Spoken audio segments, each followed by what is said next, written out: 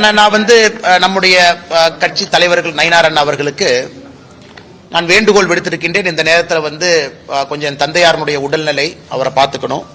அதனால தான் அதிகமாக இன்னைக்கு கோயம்புத்தூர் பகுதியில் இருக்கேன். அப்பா அவங்க கொஞ்சம் டயாலிசிஸ்ல இருக்காங்க. I have to take care of him. என்னுடைய முதல் கடமை அது.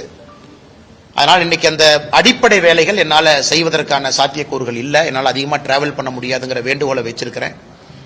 கட்சியும் அதை ஏற்றுக்கிட்டு வேறு வேறு பொறுப்பாளர்களை ரீஅலோகேட் பண்ணுவாங்க. அதே நேரத்தில் பாரதிய ஜனதா கட்சி அடுத்து பிரச்சாரம் வேற என்ன சொல்றாங்களோ அதற்கு நான் தயாராக இருக்கின்றேன். என்ன செய்யணும் அப்படின்னு அது நயினார் நாகேந்திரன் அவர்கள் நம்ம கட்சியினுடைய மூத்த தலைவர்களுக்கும் எனக்கும் இருக்கக்கூடிய ஒரு கருத்து உள்ளுக்குள்ள நாங்கள் பேசிக்கிறோம். அதனால கட்சிக்கு என்ன வேலை செய்யணும், கூட்டணிக்கு என்ன வேலை செய்யணும், நிற்கக்கூடிய பாரதிய ஜனதா கட்சியினுடைய வேட்பாளர்களுக்கு என்ன வேலை செய்யணும், நம்முடைய கூட்டணி கட்சி அனைத்து இந்திய அண்ணா திராவிட முன்னேற்ற கழகம் உட்பட எல்லா கட்சிகளுக்கும் என்ன வேலை செய்யணும் கட்சி சொல்லுதோ அந்த வேலையை செய்வோம். இப்போதைக்கு அதிகமாக டிராவல் பண்ண முடியாத சூழ்நிலை எனக்கு இருக்கு. அதனால அதையும் கட்சி புரிஞ்சுக்கிட்டாங்க. சம்பந்தப்பட்ட நேரத்தில் என்ன வேலை, தேர்தல் நிற்பதா இல்லையா, இதெல்லாம் செய்யணுமான்னு கட்சி சொல்லட்டுங்கன்னா அதுக்கப்புறம் நான் பேசுறேன். சிங்காநல்லூர் தொகுதிக்கு வேறு ஒரு பொறுப்பாளரை இந்த கட்சியிலிருந்து நியமனம் பண்ணுவாங்கன்னா வேறு ஒரு தலைவர் வருவாங்க பண்ணுவாங்க. தமிழ்நாட்டினுடைய 6 இதுக்கும் பண்ணுவாங்க. ஆனா அதற்கான காலமும் சூழ்நிலையும் இன்னும் நிறைய இருக்கு. இன்னும் ஒரு 30-40 நாட்கள் இருக்கு. கட்சி என்ன சொல்லுது அப்படின்னு தெரிஞ்சுக்கிட்ட பிறகு உங்ககிட்ட நான் பேசுறேங்க.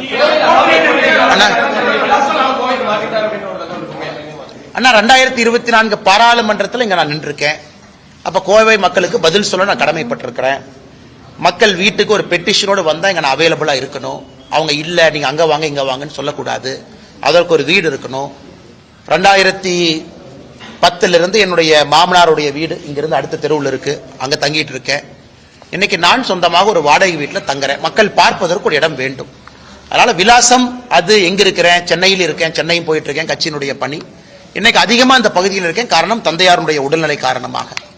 அதனால் தேர்தலில் அடுத்து என்ன பண்ணுவீங்க, எங்க நிப்பீங்க, இதை பண்ணுவீங்களா அதை பண்ணுவீங்களா, டெல்லி போவீங்களா இதை பண்ணுவீங்களா எதுவுமே எனக்கு தெரியாது. கட்சி என்ன சொல்லுதோ அந்த நேரத்தில் உங்கள்கிட்ட நான் பேசுறேன்.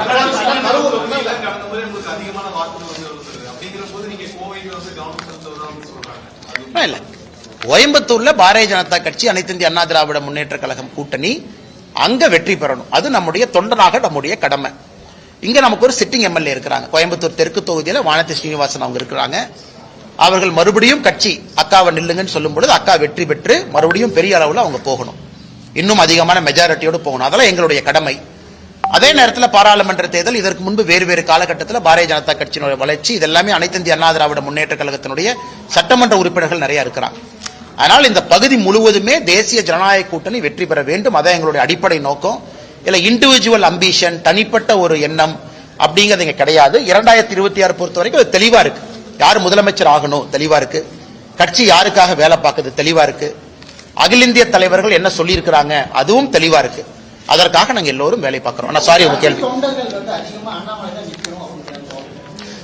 கட்சி தொண்டர்களை பொறுத்தவரை அண்ணாமலையும் ஒரு தொண்டன் தான்.